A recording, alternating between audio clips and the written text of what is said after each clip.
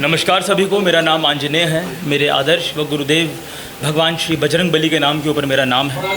वंदे सिंदूर वर्णाभम लोहितांबर भूषितम रक्तांगराग शोभाढयम शोणा पुच्छम कपीश्वरम।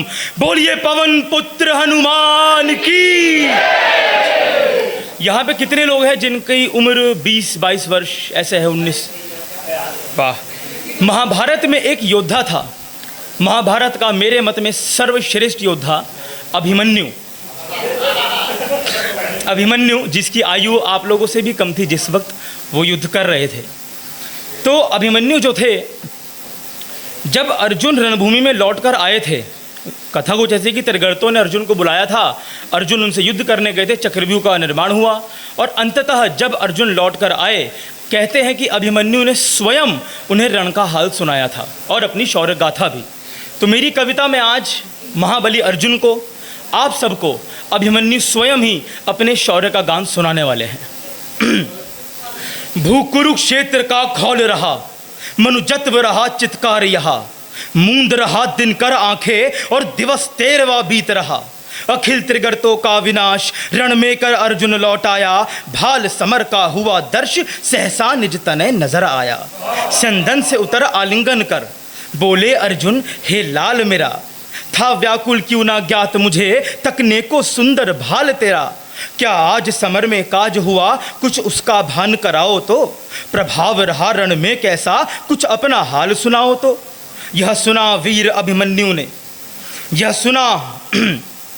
सुन अभिमन्यु बोल उठे, मैं शब्द सत्य बतलाता हूँ। हे जनक दर्श हो आपको, मैं समर भाल दिखलाता हूँ। करने संघार त्रिगर्तों का जब आप समर से विमुख हुए, चक्रव्यूह रचकर कराल समकाल रिपु सम्मुख हुए। भरत युधिष्ठिर विचलित हो सोचे कैसे रण खेलेंगे, जब कृष्ण नहीं दल में दोनों, व्यू कैसे पांडव भेदेंगे। उतने में तर्कश स्कंद सजा, धनवाधर मैंने शब्द किया, चिंतित महाराज ना किंचित हो, मैंने ऐसा व्यू दग्ध किया। महामहिम के छत्र तले दुर्धर्ष व्यूह पर शोध हुआ, क्या भेद चक्रव्यूह भेदन का, संतत इस कला का बोध हुआ। बन दल नेता मैं तोड़ द्वार, इस चक्रव्यूह में चढ़ जाऊंगा, ले पांडव सेना संग संग, रिपुदल पर घात लगाऊंगा। वाणी कठोर सुन धर्मराज, कुछ मंद मंद ही अकुलाए। उन्हें चिंता हुई कि अंदर कर्ण, द्रोणाचार्य और दुर्योधन जैसे महाशक्तिशाली योद्धा है, उनसे कैसे युद्ध कर पाएगा ये अकेला, वो भी। तो उतने में अभिमन्यु ने क्या कहा, वाणी कठोर सुन धर्मराज, कुछ मंद मंद ही अकुलाए। मैं जान गया संदेह सकल, सहसा क्यों पितामह घबराए। सो शब्द घोर कर धनवे का, मैंने पुनः ललकार करी।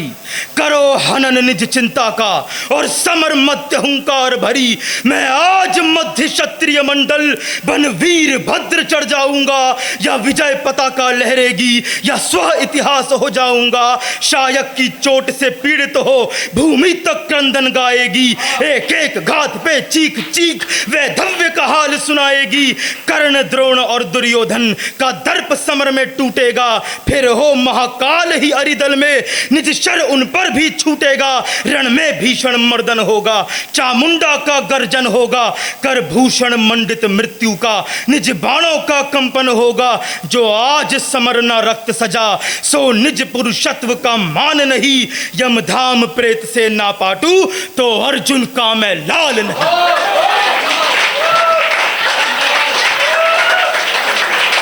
अच्छा, मैं एक बात बताऊं, मैं अपनी कविताओं को ना शास्त्रों पे बहुत आधारित रखता हूं। जब मैं इस तरह का कुछ लिखता हूं, तो मेरे प्रसंग में यदि कोई ऐसी पंक्ति आपको लगे कि यार ये तो ज़्यादा हो गया, वो निसंदेह महाभारत में लिखा होगा, तभी मैंने लिखा है। अपनी तरफ से मैं कुछ नहीं लिखता हूँ। तो अब अंततः अभिमन्यु रणभूमि में घुसेंगे। कहा जाता है अभिमन्यु ने महाभारत को यदि आप पढ़ेंगे तो एक ही दिन में 17,000 महारथियों को ध्वस्त कर दिया था। इतने शक्तिशाली थे अभिमन्यु।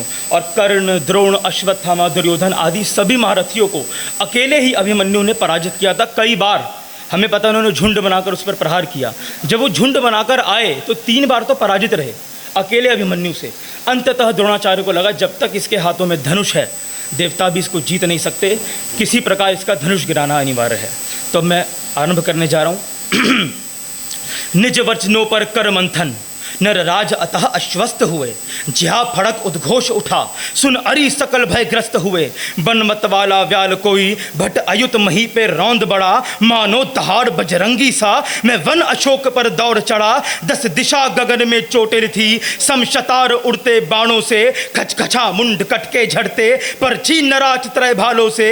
जो दिशा फिरी पुतली मेरी, उस दिशा में हाहाकार हुआ। पर द्वार चीर कर छिन्न भिन्न, समतांडव भीम निनाद हुआ। निव मार्ग बना जो द्वार तोड़, उस पथ निज सेना चढ़ती गई। नर श्रेष्ठ भीम सहदेव सहित, पर द्वार लांघ के बढ़ती रही। फिर अक्षमात सिंधु नरेश।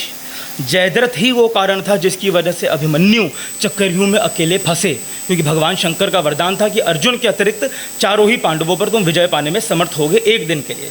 तो भीम और सहदेव की सेना जब रुकी तो पीछे की जितनी सेना थी वो अपने आप ही रुक गई। तो उस पत्नी सेना चढ़ती गई। फिर अक्षमात सिंधु नरेश, ले कटक तात से जूझ गया। हाँ हुआ तनिक आभास मुझे, हर अनुचर पीछे छूट गया। पर नहीं दिखी सिलवट सिर पर, संदन अवरोधित हुआ नहीं। एक और बड़ा मैं एकाकी, संधान शरों का रुका नहीं। मदव्यू पहुंचा सब द्वार तोड़, हर ओर दिखा शायक का ओझ। मार कर्ण के भाई को मारा अश्मकसुत और भोज। दुर्योधन नंदन लक्ष्मण का, कौशल अधिराज बृहद बल का। एक एक कर सबका हनन हुआ, फिर अश्वमेध रुक्मरथ का। आचार्य द्रोण का सकल ज्ञान, मुझसे का टक्कर हार गया। बाणों से पीड़ित अंगराज, रथ छोड़ समर से भाग गया। द्रोण तनय संग दुशासन, भर निमिष में संदनहीन हुए। कृपाचार्य और दुर्योधन खा चोट शौर्य से दीन हुए। नयन खुले जो सुध लौटी, हो चकित प्रभावित कहे द्रोण। इस रण भैरव के प्रताप से, रण में कितने भट हुए मौन। कस जगर ठोस हो अथक शूर, विध्वंस चाप पे धर लाया। बन बांका 16 सावन का, एक अर्जुन और उभर आया। एक अर्जुन और उभर आया। अब अंततः जब इतना हो गया तो हुआ क्या? कर्ण के मन में विषाद हुआ। कर्ण कितने शक्तिशाली योद्धा है, उनके मन में विषाद क्या हुआ? उन्होंने द्रोणाचार्य से कहा, द्रोण प्रविद्या पढ़ेंगे, कि ये जो लड़का आया है, ये जो योद्धा आया है, इसमें कोई संदेह नहीं है कि ये हम 6 के 6 को ही मार डालेगा। यदि इसको ना रोका गया, कुछ युक्ति कीजिए गुरुदेव, इसको किसी प्रकार रोकिए। तब द्रोणाचार्य ने कहा इसका धनुष गिराना अनिवार्य है। तब क्या किया? कर्ण अपने रथ को उसके रथ के पीछे लेकर गए। सामने 5 महारथी थे। जब पूरी तरह अभिमन्यु का ध्यान कर्ण से बढ़ गया, तब कर्ण ने पीठ पर वार करके उसके धनुष को काट दिया। कहीं ना कहीं यही कर्म था कर्ण व आदि सभी योद्धाओं को जो संपूर्ण कुरुक्षेत्र के बचे हुए युद्ध में सबके पास लौटकर आया था। तो हो स्तब्ध त्रास से अंगराज, बोला गुरु विधि कहो कोई। ना मर जाए इसके कर से, रक्षा का मंत्र कहो कोई। कहे द्रोण साधे इसको, सुरपतियों में वो जोर नहीं। जब तक ना धनवा गिर जाए, इसके कौशल का तोड़ नहीं। फिर सहसा क्षत्रिय मंडल में, साधने मुझे यह तंत्र हुआ। कर कर लज्जित क्षत्रिय समाज, ऐसा भीषण षड्यंत्र हुआ। शायक पर धर छल छोड़ दिया, वीरों का कलंकित मान किया। शर छोड़ पीठ पर निज धनवा, उस अंगराज ने काट दिया। जो ही भुजदंड से चाप गिरी, निज वक्षय छलनी कर डाला। संदन टूटा और ढाल कटी, जब 6 रथियों ने मिल मारा।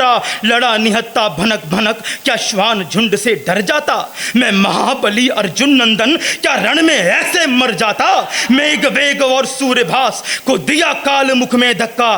काकय वसाती को मारा, कर से उखाड़ रथ का चक्का। जो चोट हुई उस चक्के की, तो काली के तजस्वाश गिरा। सत्य श्रवा शत्रुंजय को धर उठा मही में गाड़ दिया। फिर द्रोण कर्ण अश्वत्थामा संग दुर्योधन ने शर छोड़ा। आच्छादित करके गात्र मेरा, लोह से मंडित चक्का तोड़ा। ना अंग कोई शर से खाली, मारे पीड़ा के चीख रहा। जब तक धमनी में रक्त बहा, तब तक रण में निर्भीक रहा। दुशासन सुत ने फेंक गदा, अतः कपाल को फोड़ दिया। कब तक रण लड़ता मैं यम से, अतः श्वास को छोड़ दिया। यह सुना वीर अभिमन्यु ने, निज स्वर्ग धरा पे ढूंढ लिया। रखभाल पिता की गोद में, हो अमर त्रिगो को मूंद लिया। कर जोड़ देव करके जयकार, ले गए सहित उपमन्यु को। इस आंजनेय की तुलिका का है नमन वीर अभिमन्यु को, है नमन वीर अभिमन्यु। दोस्तों मैं आपको बताऊं, महाभारत के युद्ध में कहीं ना कहीं अभिमन्यु का जो वध था मेरे मत में ये प्रथम छल था। अगर आप महाभारत को पढ़ेंगे तो आप भी समझेंगे मैं इसको प्रथम छल क्यों कह रहा हूँ। कई लोगों को भीष्म पितामह लगता है, पढ़ेंगे तो समझ आएगा, ज़्यादा डिटेल में जाऊँगा तो लंबी हो जाएगी बात। तो अभिमन्यु जब मरे इस प्रकार, जितने लोगों ने अभिमन्यु को जिस अवस्था में मारा और जो जो इस छल में शामिल थे, आगे सब लोग इसी प्रकार मरे हैं।